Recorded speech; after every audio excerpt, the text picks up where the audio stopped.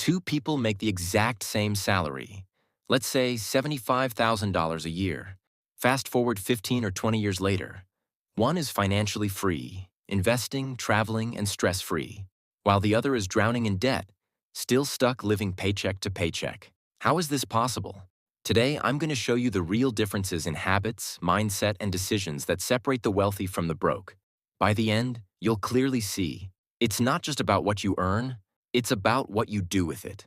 Mistake number one, lifestyle creep. Most people increase their spending the moment they increase their income.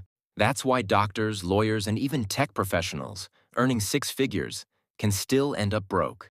You buy a bigger house, a new car, designer clothes, expensive trips, suddenly that raise you got disappears.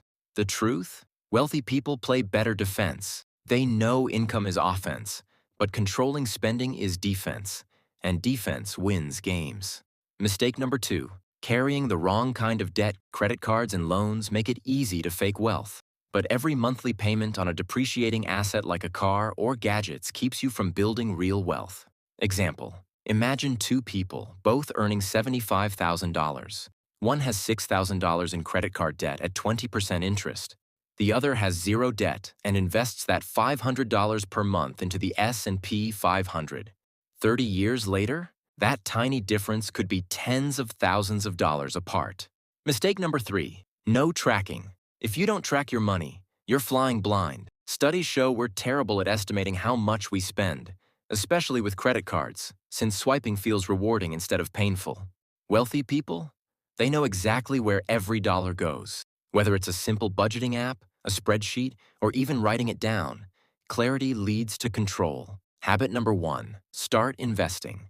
Early time in the market beats timing the market. Someone who invests just $200 a month starting at 20 can often end up with more money by 60 than someone who invests double that amount starting at 30. That's the magic of compound growth. Habit number two, pay yourself first. Instead of saving what's left at the end of the month, wealthy people save before they spend.